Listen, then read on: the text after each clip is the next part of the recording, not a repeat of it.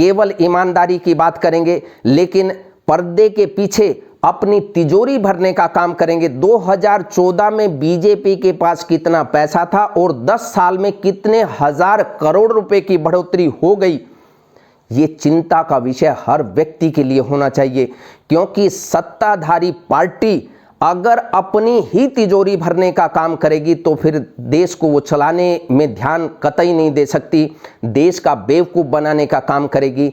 इस बार देश की जनता को ये समझने की ज़रूरत है कि आप जिन लोगों को ईमानदारी के नाम पर देश सौंपने का काम कर रहे हैं, अगर वो देश को बेचने का काम करें, संवैधानिक संस्था को अपनी मुट्ठी में अपना बंधक बनाने का काम करें और लोकतंत्र को कमज़ोर करने का काम करें, विपक्ष को ख़त्म करने का काम करें, तो निश्चित तौर पर आपको सजग हो जाना चाहिए।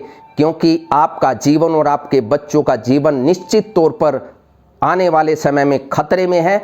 क्योंकि जब नौकरियां नहीं रहेंगी, सरकारी इंस्टीट्यूशंस नहीं रहेंगे, तो आपके बच्चों को नौकरी देगा कौन? और ये यही चाहते हैं कि हर तरीके से पूरे सिस्टम को पैरालाइज कर दिया जाए और नौकरी मांगने का काम सरकार से कोई भी ना करे और ये कहें कि नौकरी देना हमारा काम नहीं है।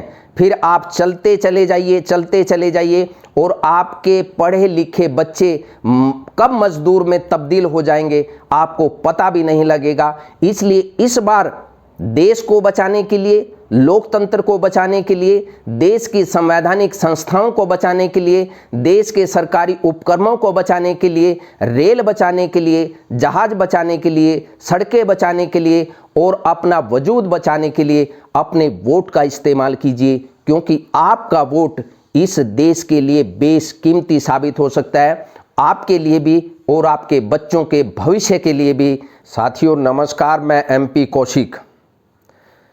अगर आपके पास सत्ता है, आपके पास ताकत है, आप उस ताकत के दम पर कंपनियों को डरा करके, धमका करके, उनके ऊपर रेड डाल करके अपनी पार्टी को चंदा दिलवाने का अगर काम कर रहे हैं या पैसे की उगाही आप कर रहे हैं, तो आप कौन से राम राज्य की स्थापना कर रहे हैं? इलेक्टोरल बॉन्ड को लेकर के सुप्रीम कोर्ट ने अच्छे से जी लगा करके डंडा चलाया और जो बॉन्ड है, इलेक्टोरल बॉन्ड है, उसको असंवैधानिक करार कर दिया और पूरी जानकारी देने के लिए SBI को कहा। लेकिन SBI जब खेला करने लगी तब SBI पर भी डंडा चलाने का काम chief justice of India DY Chandrachud साहब ने किया और हर व्यक्ति DY चंद्रचूड़ जी का धन्यवाद कर रही है। किस तरीके से इलेक्टोरल बॉन्ड के माध्यम से अपनी तिजोरियों को भरने का काम बीजेपी ने किया, ये पूरा जग जाहिर हो चुका है इनका कच्चा चिट्ठा। गृह मंत्री अमित साहब ये कह रही हैं कि जो इलेक्टोरल बॉन्ड से जो चंदा आया वो 20,000 करोड़ रुपया आया, जिसमें 6,000 करोड़ रुपए बीजेपी को प्राप्त हुआ, जबकि वो गलत बयानी कर रहे हैं।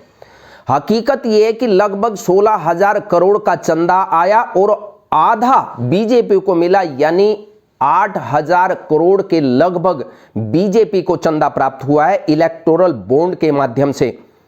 अब सुप्रीम कोर्ट ने इसे असंवैधानिक करार कर दिया, तो इसके माध्यम से जो पैसा पार्टियों को गया है वो भी तो असंवैधानिक पैसा होना चाहिए। बीजेपी ने कितने कायदे से हथकंडे अपनाए हैं। पहले कंपनियों को टारगेट बनाया गया कि किन किन कंपनियों के ऊपर ED या CBI का छापा डलवाया जाए, रेड डलवाई जाए। उसके बाद सेटलमेंट के नाम पर उन कंपनियों ने बॉन्ड खरीदने का काम किया और बॉन्ड खरीद करके बीजेपी को दे दिया।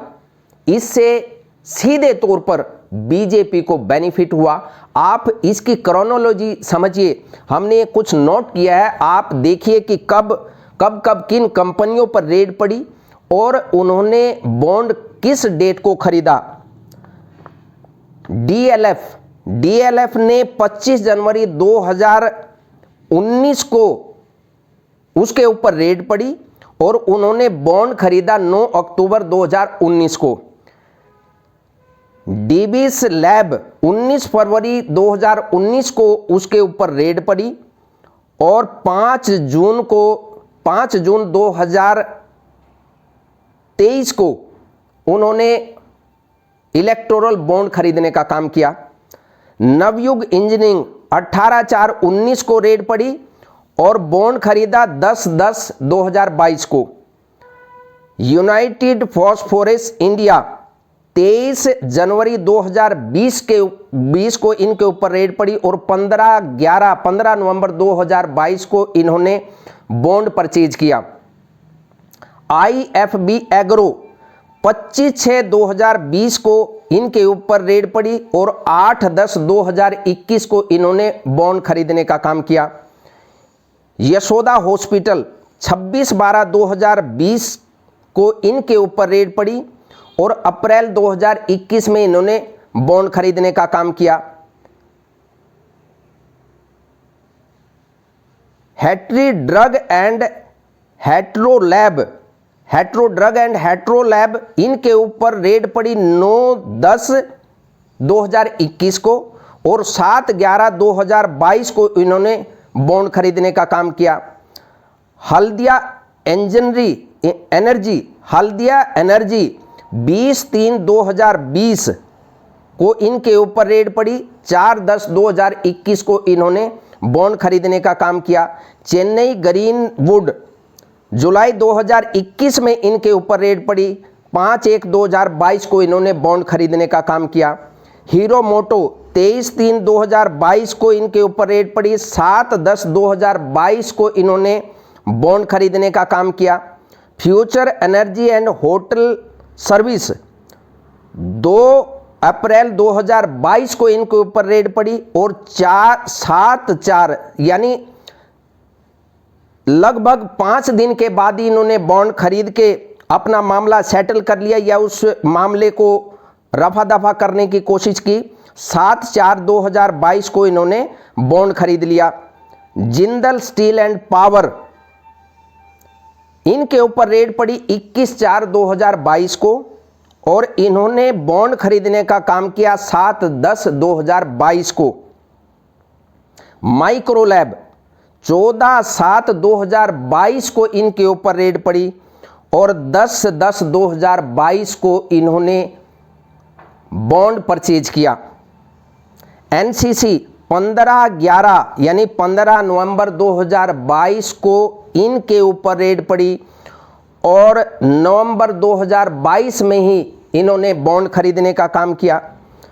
कल्पतरु प्रोजेक्ट 4 अक्टूबर 2023 को इनके ऊपर रेड पड़ी और 10 अक्टूबर 2023 को इन्होंने बॉन्ड खरीदने का काम किया। डॉक्टर रेड्डीज लैब 13 नवंबर 2023 को इनके ऊपर रेड पड़ी और 17/11/2023 को इन्होंने बॉन्ड खरीदने का काम किया। यानी लगभग 4 दिन बाद ही इन्होंने बॉन्ड खरीदा और बेनिफिट दे दिया।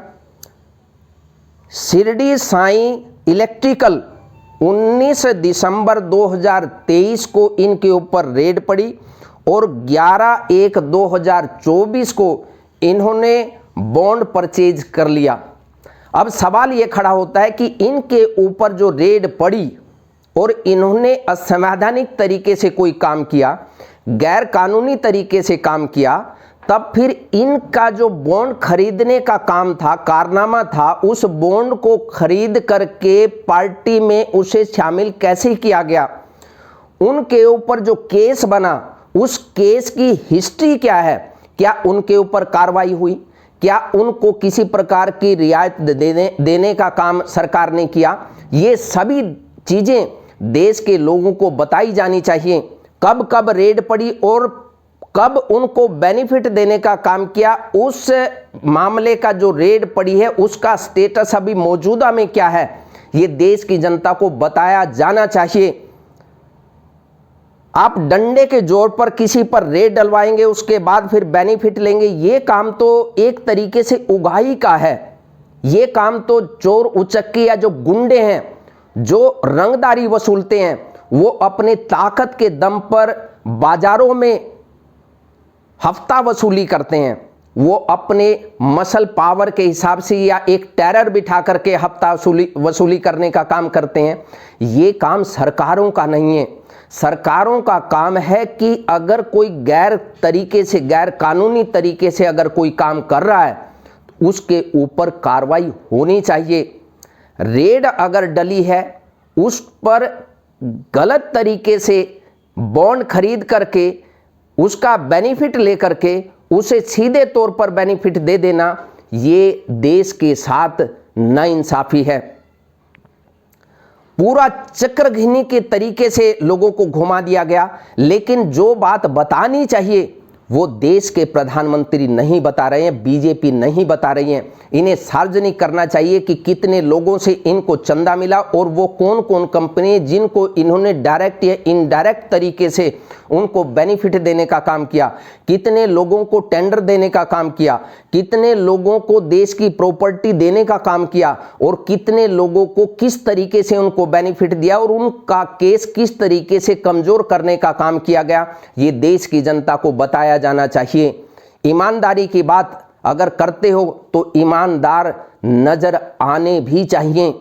केवल ईमानदारी की बात करेंगे लेकिन पर्दे के पीछे अपनी तिजोरी भरने का काम करेंगे। 2014 में बीजेपी के पास कितना पैसा था और 10 साल में कितने हजार करोड़ रुपए की बढ़ोतरी हो गई, ये चिंता का विषय हर व्यक्ति के लिए होना चाहिए।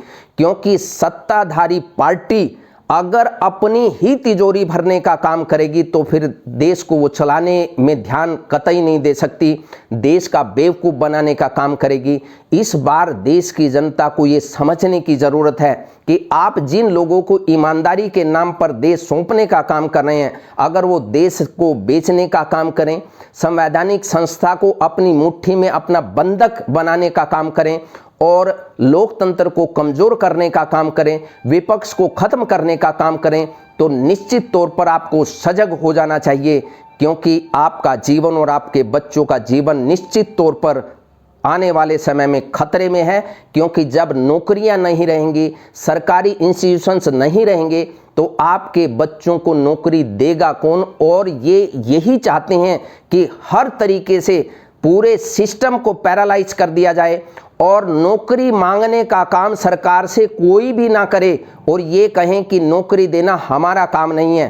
फिर आप चलते चले जाइए और आपके पढ़े लिखे बच्चे कब मजदूर में तब्दील हो जाएंगे आपको पता भी नहीं लगेगा। इसलिए इस बार देश को बचाने के लिए, लोकतंत्र को बचाने के लिए, देश की संवैधानिक संस्थाओं को बचाने के लिए, देश के सरकारी उपक्रमों को बचाने के लिए, रेल बचाने के लिए, जहाज बचाने के लिए, सड़कें बचाने के लिए और अपना वजूद बचाने के लिए अपने वोट का इस्तेमाल कीजिए। क्योंकि आपका वोट इस देश के लिए बेशकीमती साबित हो सकता है, आपके लिए भी और आपके बच्चों के भविष्य के लिए भी। नमस्कार, मैं MP कौशिक, नवनिर्माण पार्टी से आपके मंगलमय जीवन की हम कामना करते हैं।